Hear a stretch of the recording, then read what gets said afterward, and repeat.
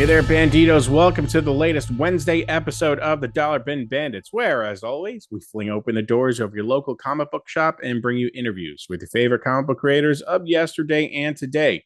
I'm Joe Marcello, and the Just Joe week keeps trucking along. Today, I have the absolute pleasure of bringing you our interview with the creative team behind Ghost Machine's two new titles. They are the Rocketfellers and Hornsby and Halo. I'm talking about the creative team of Peter Tomasi, Francis Manapul, and Peter Snejbjerg. They are an absolute fantastic group of guys. Their work is it's great. If you haven't already checked out the Ghost Machine line of books, I highly recommend it. We get into what kind of went into the latest two titles that are coming out, how long they've been in the process, and what to expect. So, without further ado, let's get to the interview. Today I have just the absolute pleasure of talking to a whole lot of awesome.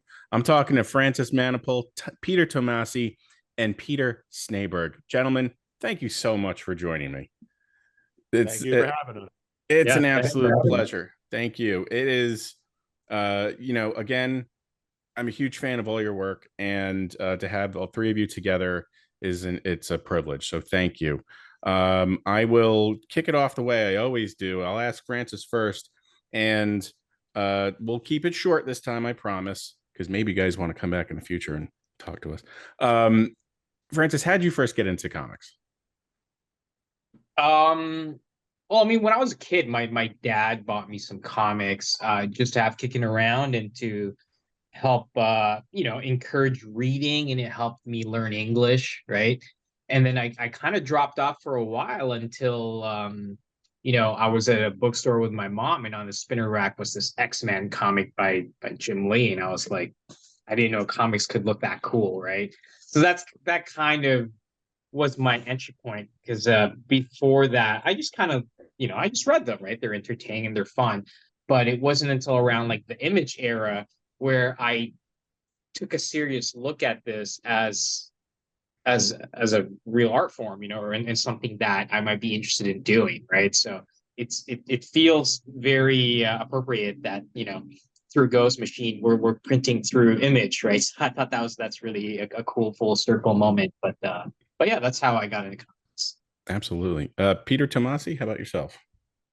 Um, Somewhat similar to a degree. Dad threw some comics on a bed one day when I was pretty young, because he was a big comic fan actually himself growing up, and ended up really enjoying them, and loved the storytelling, loved the art, and it informed that, and movies just informed my storytelling sense right from the get-go, where I was making Super 8 films and eventually 16 millimeter films, and then film production professionally, and then getting into professional comics. It boiled down to luckily getting an interview at DC Comics while in New York back in the early 90s. Went in for a Vertigo interview, didn't get it, but they really liked me, and then ushered me downstairs to DC, where I ended up getting an assistant editor position at DC Comics, and worked my way up to Batman group editor, and went exclusive for them as a writer in, I think, 2006. Had the opportunity to write for them several times, even while I was an editor, and eventually, like I said, went exclusive, and 15 years on staff as an editor, and 15 years as a writer. Actually, 17 years as an exclusive writer. So, big chunk of time, actually almost all the time spent at DC, aside from a short excursion into doing Old Man Logan, serious podcast, um, for I think it was called Wastelanders, I believe, just a short time ago. And but that was my only foray at Marvel, and that's it. Cut to now. Here we are. Peter, how about yourself? Comics were always around in my childhood. Mostly European comics, of course. Karl Barks, Donald Duck comics were a big favorite. And I think I was drawing comics before I could read or write, really. So it's just always been there. I never really thought of it as a job option. It was just a hobby doing them, I mean. But But then I started working with some Scandinavian publishers in the 90s, and then we went to San Diego one year and struck up some contacts, and I ended up meeting some people who knew some people, and after a couple of years I started working for DC Comics and worked for Vertigo for many years, and I've kind of been doing comics for all kinds of publishers, French, American, German, Danish, since then. More or less full time the whole time. Very good. Very interesting. So how did you three come together? I guess come together in general, and then specifically for these current projects. Peter Tomasi. I've known Peter Snejbjerg for 30 years, probably almost. Worked with him as an editor on Starman when I took over Starman from Archie Goodwin after his passing, and then from there just developed a great relationship. And one of my first creator-owned books, actually I think it was the first creator-owned book, a book called Light Brigade. Pete drew for me, well, drew for us. We co-owned it, and from there we did another book called The Mighty. That was also creator-owned, and Pete's always been one of those guys that I've always wanted to keep working with because he's freaking great and he's a consummate professional. So that was easy. Once we got the Ghost Machine going, I was literally like, let's bring Pete on board, and luckily he was able to come on board. And Francis too, big fan of Francis, and we only ended up doing a one issue together many years ago, but we were good friends for a long time until the stars aligned for this, and we were really happy to just partner up and bring Rocketfellers to life, and that was it. Now,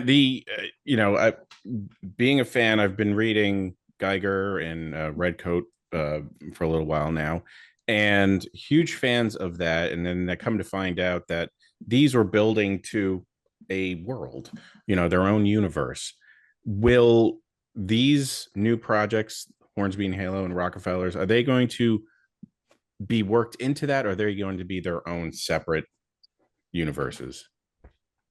Well, right now they're in their separate universes in the Family Odyssey brand, which to bring clarity to is Family Odysseys is not a G-rated Family Odysseys brand. It's a brand that basically just tells stories about families, and it's got heart, drama, tragedy, comedy, everything, every facet of life is in both of these books right now.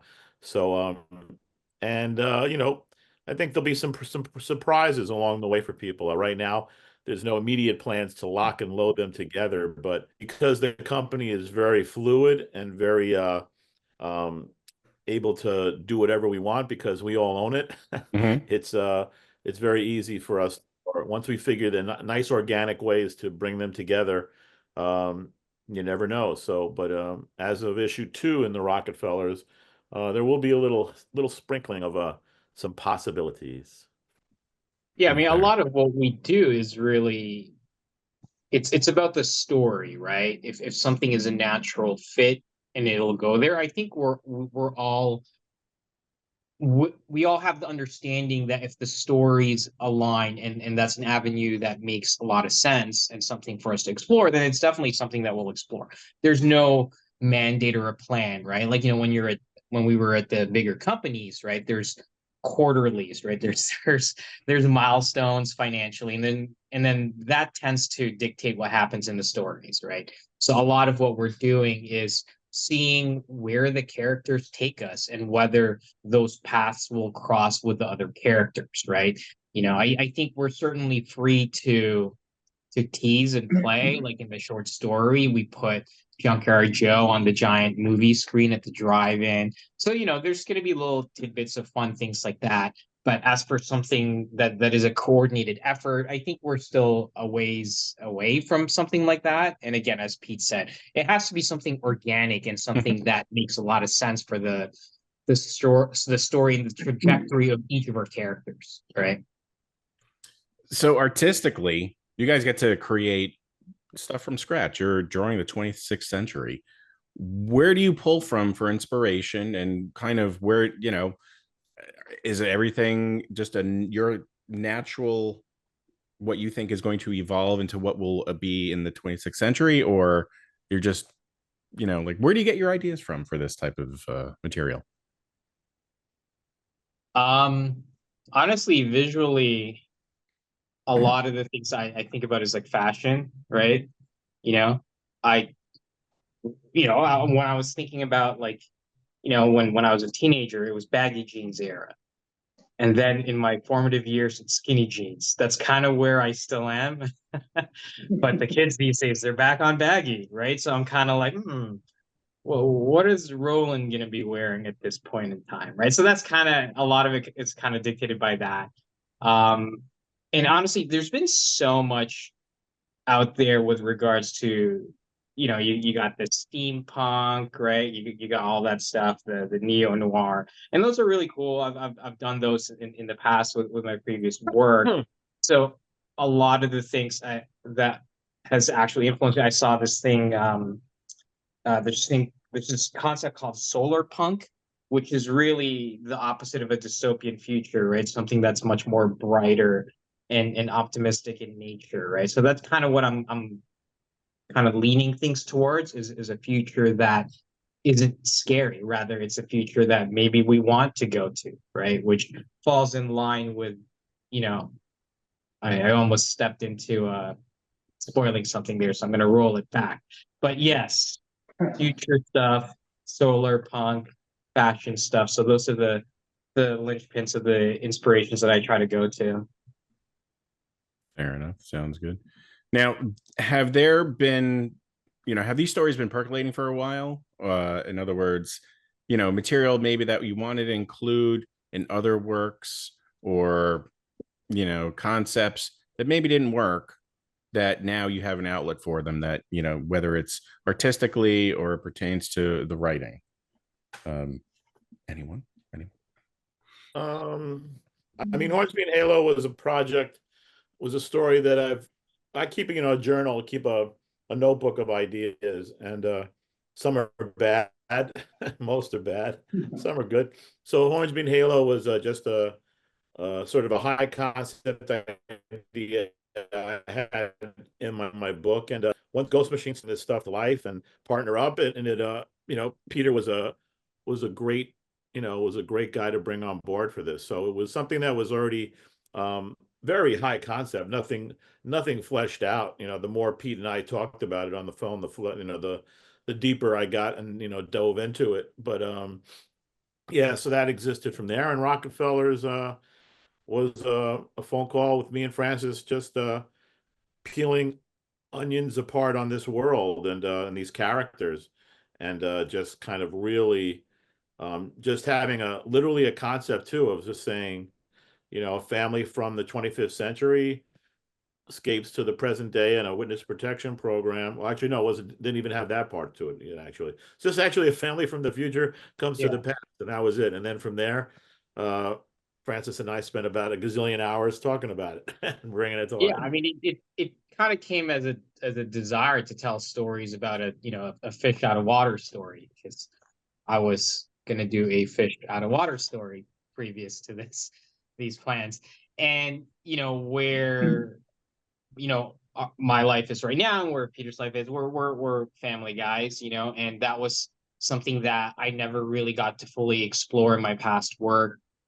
When I was working on the Flash, I never got to dive into the Flash family. That was just something that was kind of separate. I touched up on it a little bit when I was writing and drawing Trinity, and that aligned when my first daughter was born.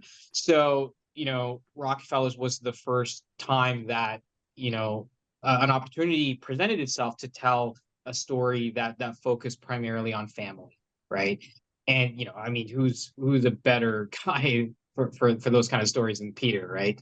So, when we started talking, yeah, a lot of it really just came from, let's tell a story about a family, and starting with this simple concept of a family displaced in time, right?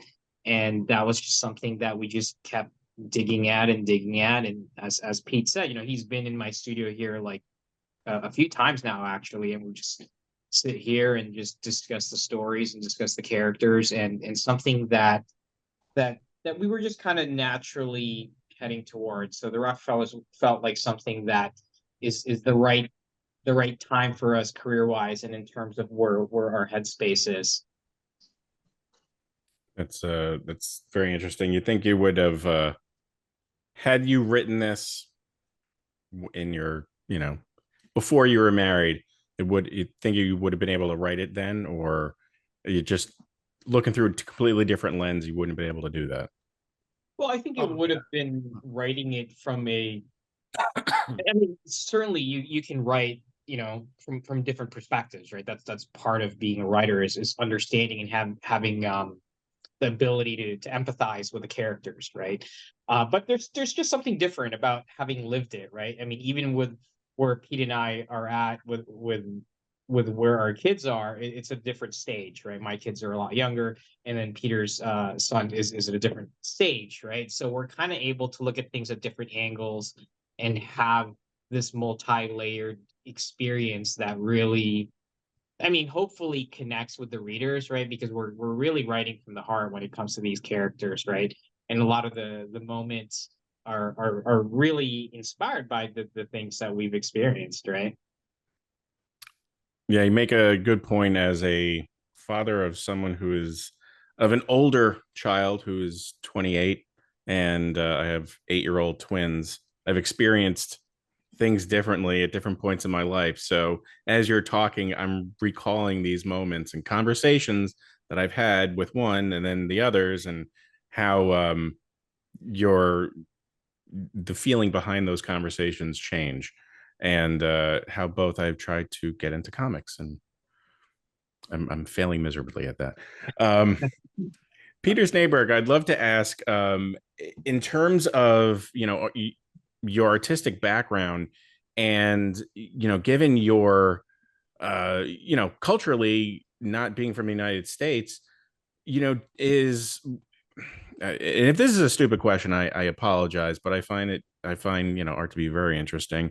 And how does it differ for you, your approach, working on comics here versus elsewhere?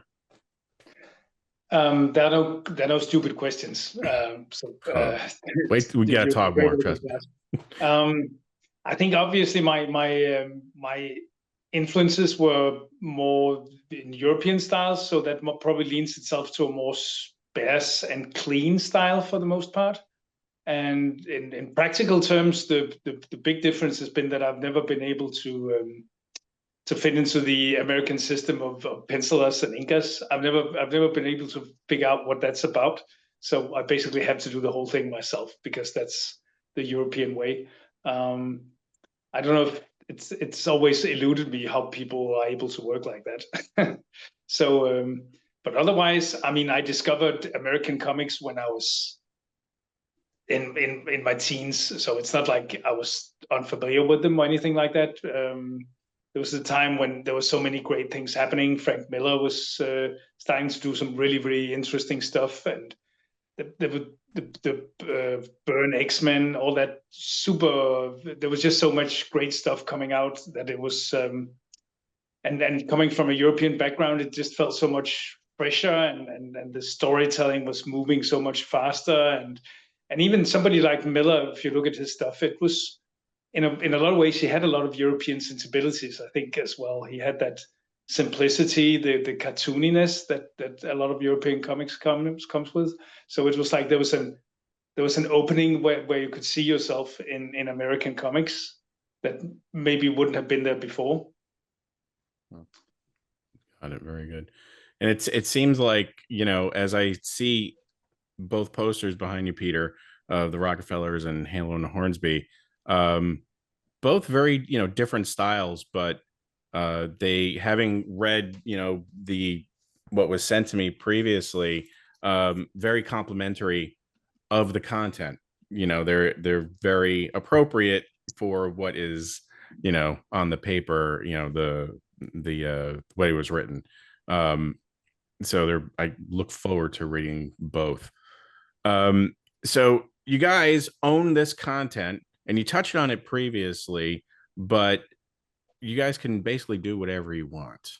And can we assume that these are going to be edgier than traditional comics?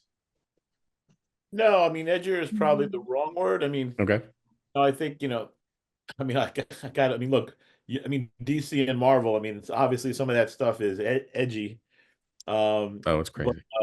But yeah, I mean, edgy is a weird word these days, I think it's when you look at the books that we're producing, we're really just looking to tell great stories and with great characters, and not, the characters and their background are informing the stories and the journeys, where, we're not saying, okay, we're not starting off with a mandate, let's say, of a company saying, okay, we need some books that need to have a lot of violence or a lot of sex or a lot of this or that.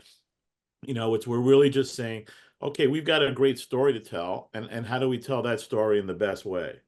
And when you look across the gamut, of all the books that Ghost Machine is doing, I mentioned this somewhere else, I think, but it's really, to me, it's a great time to be a Ghost Machine fan, and for us to have launched these comics at this juncture, because when you put them all down together, and now including the second wave of books, with me and Francis and Peter, and then Ivan and Jeff on Hyde Street, you're looking at a real great selection of books that are all very different, and have their own distinct look and their own distinct voices. And it's great. I mean, it's like, the early days of Marvel stuff, where, you'd look at, you got a guy with this who's a spider, who's a Spider-Man, you got a Thor, you got a Norse god, you've got a Ghost Rider, you've got a family with crazy powers like the Fantastic Four, you've got, all these great different types of characters, Conan, whatever,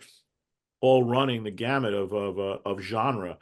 And that's what we're really having a blast with. So, we're not just trying to say, hey, let's do like in your face or edgy comics. We're just saying, these characters that we've created, what's the best way to present them and be true to them? And that's really the approach I think we're all taking, having read all the books. I think they're all, I'm trying to be, and being very objective about it, having been in the business for 30 some odd years.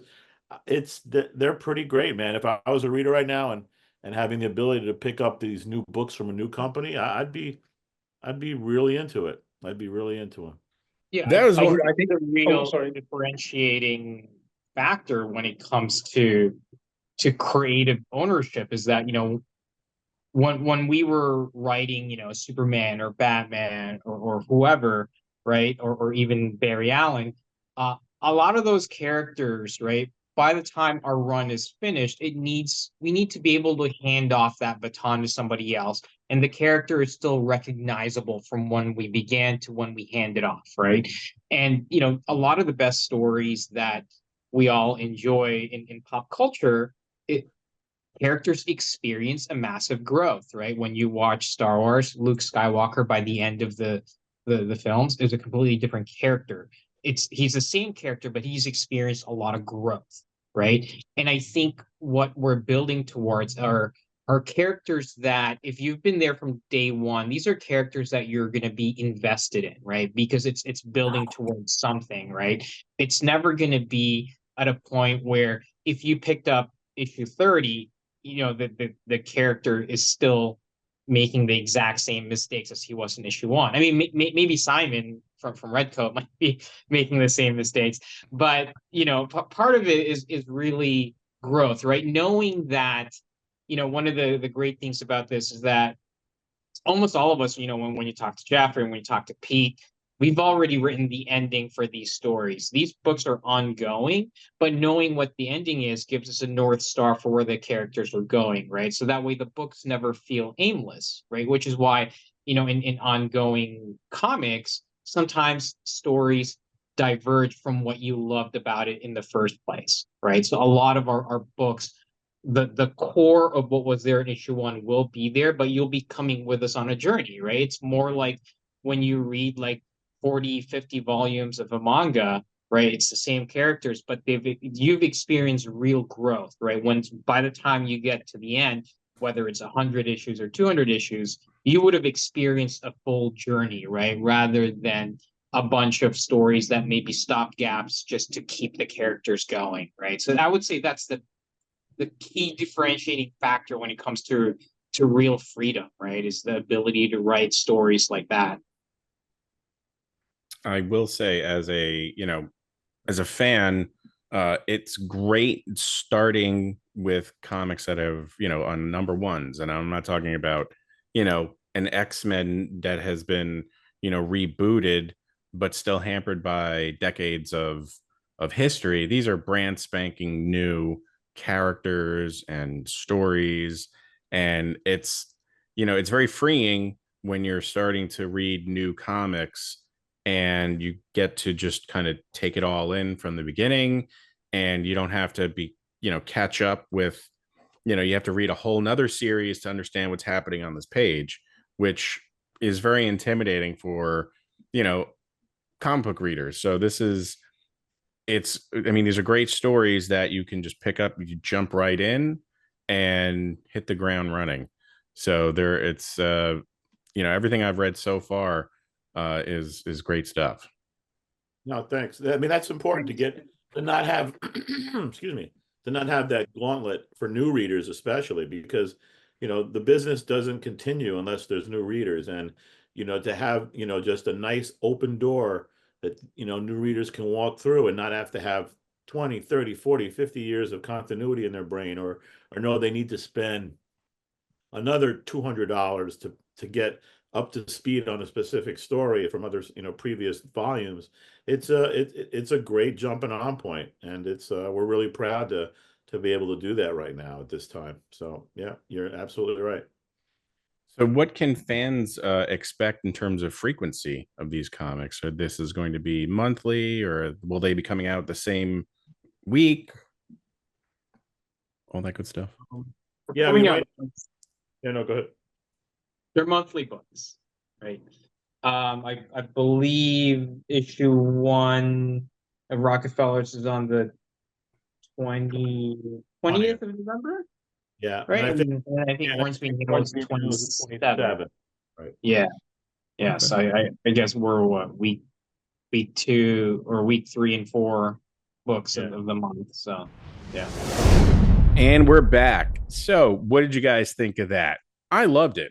I think it was just an absolute pleasure getting to talk to all of them, both Peters and Francis Manapul. I mean, I love his artwork. It's absolutely fantastic.